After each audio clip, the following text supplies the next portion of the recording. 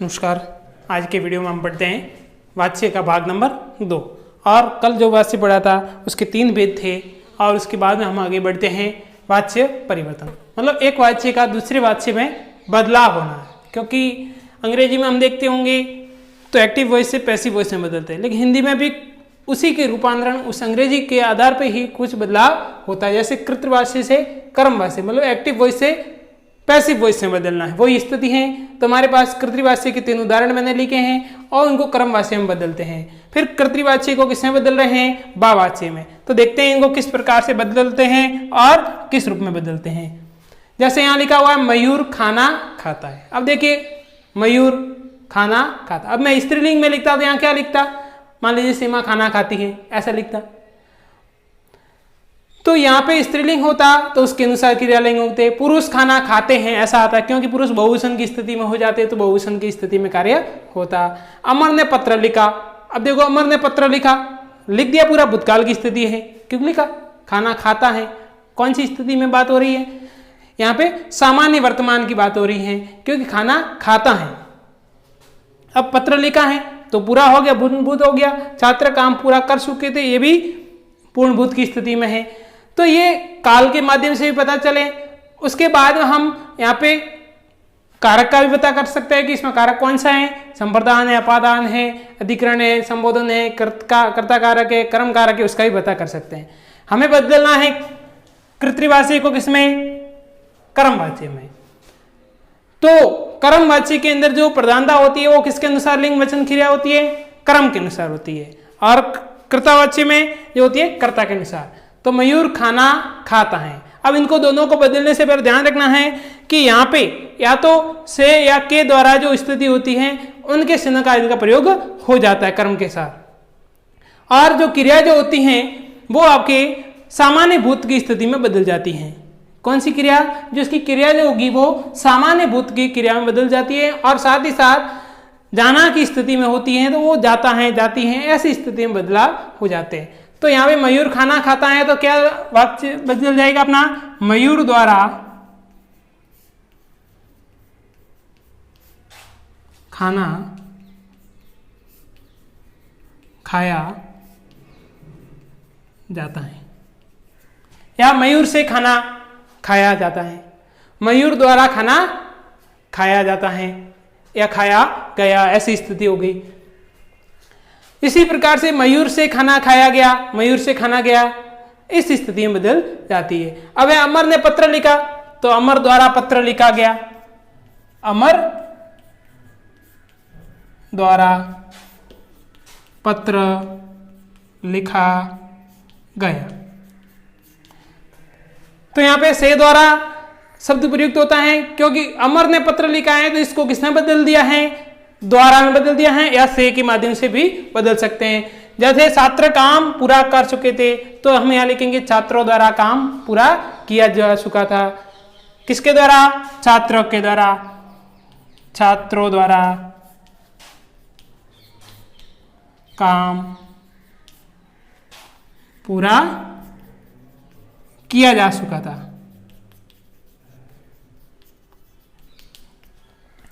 तो इसमें किसने बदला है? दो के द्वारा के। छात्र काम पूरा कर चुके थे तो छात्र ने की स्थिति थी तो उसको द्वारा की स्थिति में पूरा कर दिया। तो इस प्रकार कर्तृवाच्य को कर्मवाच्य में बदलते हैं। फिर आए कृतवाच्य को किसमें बदलते हैं? भाववाच्य में, जो पहले ही बदल चुका था मैं। किसमें? क्रिया एक वचन पुल्लिंग की स्थिति में रहते हैं और इसमें न तो कर्म के अनुसार बदलते हैं न कर्ता के अनुसार बदलते हैं। साथ ही साथ असमर्थता का भाव प्रकट होता है। जैसे वह नहीं पढ़ता है तो उससे नहीं पढ़ा जाता, ऐसी स्थिति आएगी, क्योंकि इसमें नेगेटिव थिंक रहेगी। उससे नहीं पढ़ा जाता। या वह नहीं खेलता है तो उससे नहीं खेला जाता। उससे वह नहीं बैठता तो वह उससे बैठा नहीं जाता। वह नहीं दौड़ता तो उससे नहीं दौड़ा जाता। इस प्रकार से हम उसको भाववाच्य में बदल सकते हैं। जैसे अगला उदाहरण है, वे नहीं गा सके। नहीं गा सके क्योंकि वो गीत को गाना चाह रहे थे लेकिन उसमें गाने की क्षमता नहीं थी, इसलिए वो गीत को गा नहीं सके। तो नहीं गा सके तो हम यहाँ पे वाक्य बदलेंगे तो हमारा वाक्य बहुवचन में बदलेगा, उनसे गीत नहीं, या उनसे गीत तो है ही नहीं यहाँ सब, इसलिए उनसे नहीं गाया जा सका, उनसे नहीं गाया जा सका, क्योंकि वो गा नहीं सके थे इसलिए उनसे नहीं गाया जा सका। या उनसे अगर ता की स्थिति होती तो उनसे नहीं गाया जाता, ऐसी स्थिति होती, लेकिन यहाँ नहीं गा सके इसलिए उनसे नहीं गाया जा सका। तो इसमें बहुवचन में हमेशा नेगेटिव स्थिति रहती है जिसमें असमर्थता का भाव प्रकट होता है और क्रिया हमेशा एकवचन पुल्लिंग के अंतर्गत रहती है। तो कर्तृवाच्य को किसने बदला?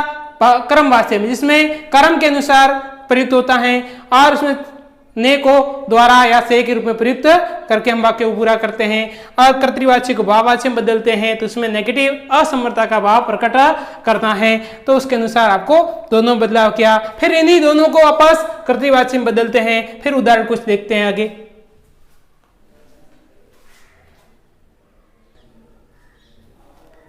अब हम आगे कुछ उदाहरण देखते हैं, जैसे कर्मवाच्य को किसमें बदल रहे हैं? कर्तृवाच्य। इससे पहले कर्तृवाच्य को किसमें बदला था? कर्मवाच्य में। अब हम जो आपके द्वारा की स्थिति लिखी हुई है उसको हम बदल करके ने की स्थिति में बदलेंगे। जैसे पिंकी द्वारा गाना गाया जाता है, तो इसको हम कर्तृवाच्य में बदलेंगे तो हमारा जो वाक्य बदलेगा वो होगा पिंकी गाना गाती है। अगर यहाँ पे पुल्लिंग का शब्द होता तो उसमें गाता शब्द आ जाता। जैसे मनोज द्वारा गाना गाया जाता है तो मनोज गाना गाता है, उसके अनुसार। अगर छात्र होते तो छात्र द्वारा तो छात्र गाना गाते हैं, बहुवचन की स्थिति में हो जाता। तो इस प्रकार से ये ने की स्थिति में प्रयुक्त होता है, जो द्वारा की स्थिति। अब यहाँ तो प्रभु द्वारा आप पर कृपा की जाएगी, जाएगी मतलब भविष्य काल की स्थिति बात हो रही है। तो प्रभु द्वारा, प्रभु आपके ऊपर द्वारा कर्म के अनुसार हो रहे हैं, तो हम इसको बदलेंगे वाक्य में। तो प्रभु आप पर कृपा करेंगे। तो इस प्रकार से प्रभु आप पर क्या करेंगे? कृपा करेंगे। तो ये कर्तृवाच्य था, इसको कर्मवाच्य में बदला हुआ था। कर्मवाच्य से कर्तृवाच्य में इस प्रकार हम इसको बदलेंगे। अब हमारा भाववाच्य से कर्तृवाच्य, देखो यहाँ पे लिखा उससे बैठा नहीं जाता, तो आपको पता है उससे शब्द किसी व्यक्ति या वस्तु के लिए हो सकता है, लेकिन बैठा नहीं जाता व्यक्ति के लिए होगा। तो यहाँ पे वह बैठ नहीं पाता, बैठ नहीं पाता, वह बैठ नहीं पाता तो उससे बनेगा वो उससे बैठा नहीं जाता। वह खेल नहीं सकता तो उससे खेला नहीं जाता। ऐसी स्थिति में बदला है, उससे खेला नहीं जाता तो वह नहीं खेल पाता। इस प्रकार से हम उसको लिखेंगे। मुझसे देखा नहीं जाएगा, भविष्य काल की तो देखेंगे ऐसी स्थिति। मुझसे देखा नहीं जाएगा, मैं देख नहीं सकता, मैं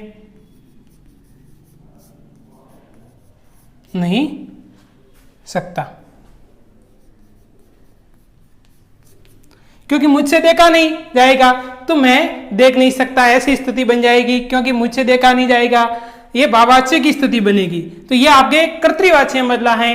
तो इस प्रकार से हम प्रमुख उदाहरणों के द्वारा एक वाच्य से दूसरे वाच्य में बदलाव किया। इससे पहले वाच्य की परिभाषा और वाच्य के भेद पढ़े, और उसके बाद में कर्तृवाच्य को कर्मवाच्य में, कर्तृवाच्य को भाववाच्य में, फिर उन्हीं को अगले रूपांतरण में बदलाव किया। तो एक वाच्य से दूसरे वाच्य में बदलाव करते हुए हमने उदाहरणों को समझा।